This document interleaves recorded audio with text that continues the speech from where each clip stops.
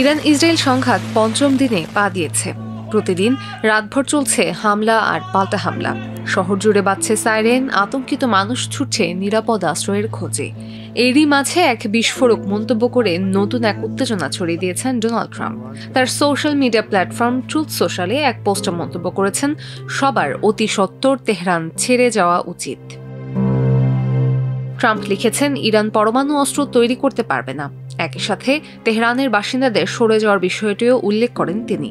G7 সম্মেলনের জন্য 16 June কানাডায় থাকলেও মধ্যপ্রাচ্যের বর্তমান পরিস্থিতির কারণে নির্ধারিত সময়ের আগেই তিনি যুক্তরাষ্ট্রে ফিরে গেছেন বলে জানা গেছে।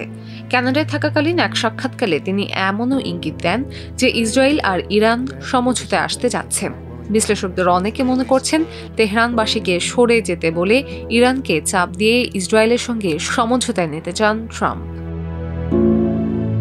তবে ট্রাম্পের এই বার্তার কিছুক্ষণ পর থেকেই তেহরানে বিকট বিস্ফোরণের শব্দ পাওয়া যেতে থাকে। টানা ইসরায়েলি হামলা আর শহর ছেড়ে যাওয়ার হুমকি জারি থাকায় 16 জুন সোমবার দুপুর থেকেই তেহরান ছেড়ে যেতে থাকে হাজার হাজার মানুষ। রাতে তেহরানের বিভিন্ন এলাকায় ট্রাফিক জ্যামও দেখা গেছে। বিবিসি বলছে, যানজটের কারণে বাসিন্দাদের নির্দিষ্ট গন্তব্যে পৌঁছাতে দীর্ঘ সময় লাগছে। অনেকেই 3 ঘন্টার যাত্রা শেষ করেছেন 14 ঘন্টায়। এত সময় লাগলেও শেষ পর্যন্ত তেহরান থেকে বেরিয়ে আসতে পারায় অনেক পরিবার নিজেদের ভাগ্যবান মনে করছেন।